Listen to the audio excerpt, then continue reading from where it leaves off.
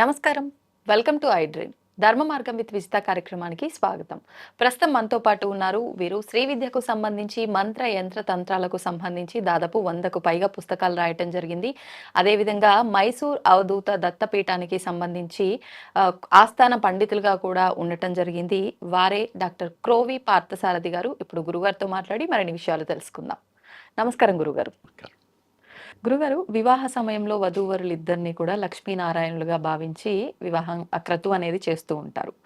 మరి అమ్మవారితో సమానమైన ఆ పెళ్లి కూతురికే గనక ఆ సమయంలో పీరియడ్స్ గనక వస్తే అదేమన్నా ఆ అమ్మాయికి దోషమా? లేదు అంటే ఆ ప్రభావం వీళ్ళ ఇద్దరి జీవితం పైన ఏమన్నా ఎఫెక్ట్ చూపుతుందా? ఇక్కడ మనం రెండు రకాలుగాను దీన్ని ఆలోచించాలి. ఒకటి సైంటిఫిక్ పరంగా మనం ఆలోచించాలి, శాస్త్రపరంగా. రెండోదేమో మన యొక్క ఆచారాలు, వ్యవహారాలు, ఆధ్యాత్మికత ఇలా మనం ఆలోచించాలి. ఈ ఆధ్యాత్మికంగా ముందు చూద్దాం. వీళ్ళు కనుక అయితే లేదండి అట్లాంటి అసలు రాకూడదు, వచ్చేస్తే వాళ్ళకి ఏదో అయిపోతుంది, ఇది వీళ్ళ యొక్క సెంటిమెంట్. ఇది కరెక్ట్ కాదా? కరెక్ట్ కాదా అంటే 100% కాదు అనే మనం చెప్పేయాలి. ఇందులో అనుమానం ఏం లేదు. సైంటిఫిక్గా అది ఇబ్బంది. ఇప్పుడు ఏమవుతుందంటే ఎప్పుడైతే అసలు నీకు అలా ఇబ్బంది ఉన్నది అని తెలిసినట్టు ఉండదు, అది వెడితే కానీ మనం ముహూర్తం పెట్టుకోము కదా. ఎందుకని మనం ఎందుకని చేస్తామంటే చాలా ఇన్కన్వీనియంట్గా ఉంటుంది కదా. అవును, నిజం. చాలా ఇబ్బందికరంగా ఉంటుంది. మరి ఇబ్బందికరంగా ఉన్నప్పుడు అమ్మాయి ఎలా కూర్చోగలుగుతుంది? నువ్వేదో హాయిగా కుదురుగా కూర్చోవాలమ్మా, ఆ కార్యక్రమాలను ఇలా చేయాలంటే ఏం చేస్తారు ఇక్కడ? అందుకని అది మనం తీసుకోనటువంటి పని. ఇక రెండోది, అలా తీసుకోకూడదా? మన లోపల నుంచి వచ్చిందే కదా, కొత్తగా వచ్చింది ఏంటి? ఇలాంటివన్నీ వెక్కిరి తక్కువ ప్రశ్నలను అదేదో ఎక్స్ట్రా తెలివితేటలు అంటారే, అవి తప్పించి ఇంకేం లేదు. For that I tell you one thing. నీకు ఏదో ఒక కార్యక్రమం, మీ ఇంట్లో ఏదో ఒక కార్యక్రమం చేసుకుందామని మీరే అనుకున్నారు. వివాహం కాదు, ఇంకేదో కార్యక్రమం. సడన్గా ఉన్నట్టుండి మీకు లూజ్ మోషన్స్ పట్టుకున్నాయి. ఏం చేస్తారు ఇప్పుడు? మీరు మందులు ట్యాబ్లెట్లు వేసుకున్నా ఆగేటటువంటి పరిస్థితి లేదు, అలా వెళ్ళిపోవాల్సి వస్తుంది. ఏం చేస్తారు? ఇప్పుడు ఆ కార్యక్రమం ఆపేస్తారా, లేదు కూర్చుని జరిపిస్తారా? కూర్చోటం ఎలా సాధ్యపడుతుందండి కదా. మరి ఇది అంతే కదా. ఇప్పుడు ఇక్కడ మీరు అడిగింది ఏంటి? లోపల దిగదండి బయటకు వచ్చింది. మరి అక్కడ లోపల దిగ బయటకు వచ్చింది. ఎక్స్ట్రా ఏం రాలేదుగా, ఎవడు తీసుకొచ్చిన నెత్తిన పోయలేదుగా. మరి ఏమైంది?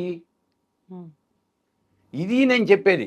మీకు ఉన్నది ఏదో మేము చాలా గొప్పవాళ్ళం, మేము చదువుకున్నాం, మేము సైన్స్ చదువుకున్నాం కదా అని చెప్పేసి పోజేస్తుంటారు చూడు, అవి వద్దు అంటాను నేను. అది కరెక్ట్ కాదు.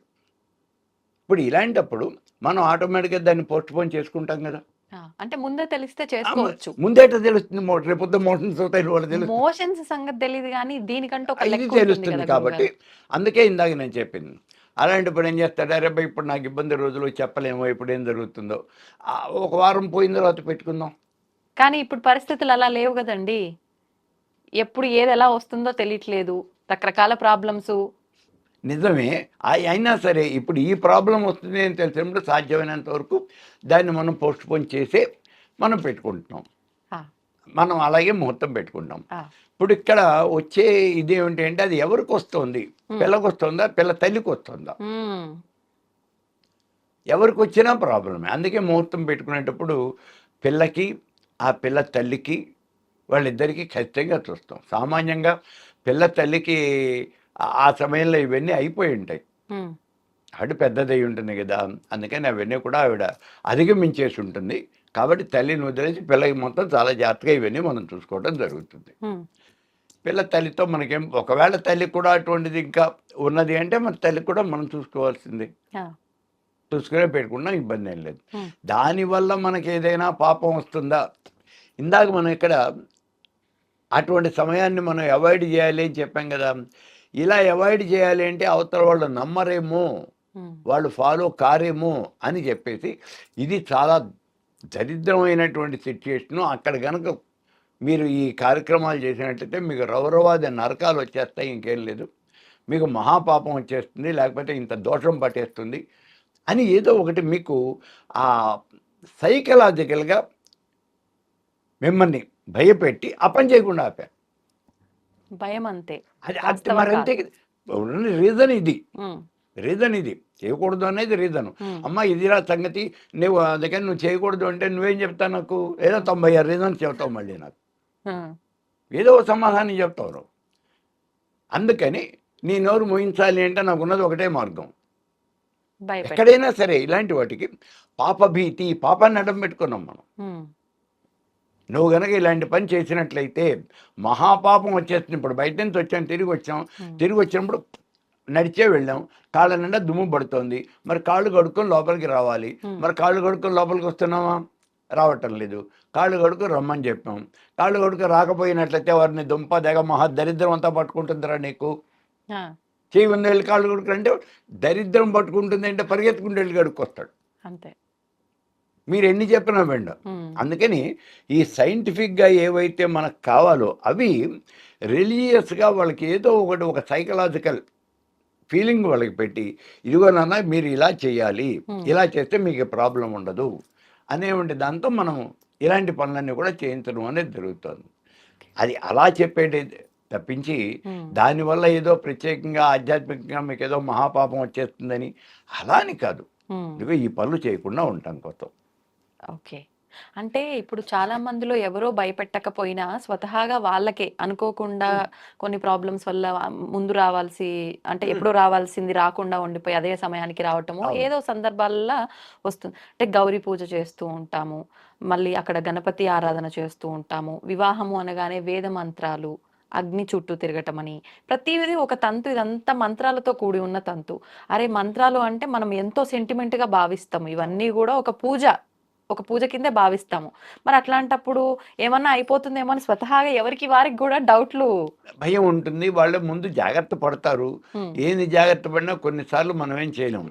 మీకు ఒక చిన్న ఇన్సిడెంట్ మొన్న వచ్చిన పౌర్ణమికి, మాఘమాసంలో పౌర్ణమి. ఇప్పుడు నిన్న పాల్గొన పౌర్ణమికి అయింది, అంతకుముందు 1 month బ్యాక్. ఓకే.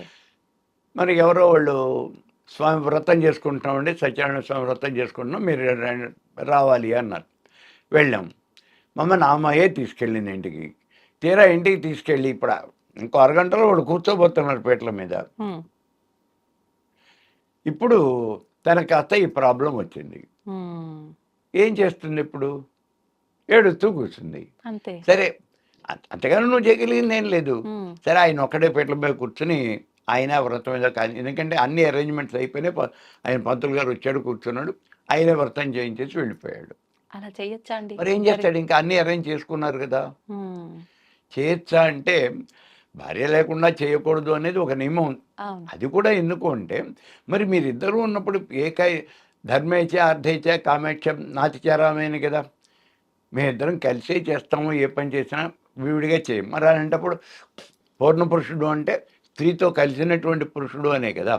మరి అలాంటప్పుడు ఒకవేళ ఇటువంటి పరిస్థితులు ఏదైనా వచ్చి ఆవిడ కనుక లేకపోయినట్లయితే అప్పుడు ఆవిడ గుర్తుగా ఏదో ఒకటి మీరు ఆవిడ యొక్క వస్త్రము ఏదో ఒకటి తెచ్చి పెట్టుకుని మీరు ఆ కార్యక్రమం పూర్తి చేయండి. మనకి శ్రీరామచంద్రుడు ఆ రోజున అందుకే బంగారం సీతం చేయించుకున్నది. మనకి చాలా పెద్ద ఎగ్జాంపుల్ అది. కాబట్టి అలా మనం చేసేయచ్చు. ఏదో ఒకటి చేస్తారు అంతే అయిపోతుంది. ఇప్పుడు అంతేగాని ఆవిడ ఏం పర్వాలేదు అని చెప్పి స్నానం చేసి వచ్చేసి నేను కూర్చుంటాను అని కూర్చోలేదు కదా. కూర్చోమని ఎవరన్నా సలహా చెప్పినా సెంటిమెంట్ వాళ్ళకి ఒప్పుకోదు కదా. ఇప్పుడు ఇద్దాక మనం చెప్పుకున్నట్టు వేదాలు మంత్రాలు దేవుడు మరి ఉన్నప్పుడు మన యొక్క నమ్మకము, మన అంతరాత్మ అనేది ఒకటి ఉంటుంది మనకి.